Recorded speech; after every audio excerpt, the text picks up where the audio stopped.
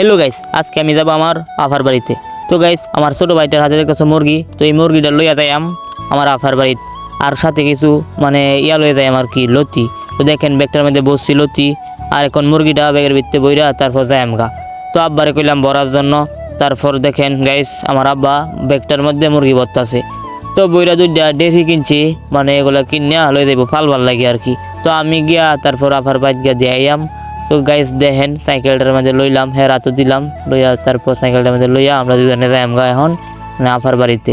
তো সাইকেল দিয়েই যাই, কারণ আমাদের তো মানে উঁচু মানের কোনো নাই। যাই হোক গাইস, সমস্যা নাই, গরিব মানুষ, একদিন সবই হবে।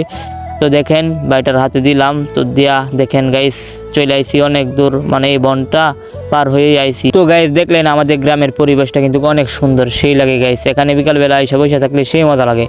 তো গাইস সামনেই রাস্তা, মানে পাকা রোড। তো আইসা বসছি পাকা রোডের মধ্যে, সাইকেল চালাতেছি আর ভিডিও করতেছি।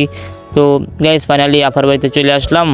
তো দেখেন এখানে তো আর বেশি ভিডিও করা যাবে না, তবুও করতেছি গাইস। মানে আপা মানে রান্না করছে আমাদের জন্য। তো গাইস খাইলাম, খাওয়া দাওয়া শেষ করে তারপর আবার মানে বাড়িতে চলে যাইতেছি।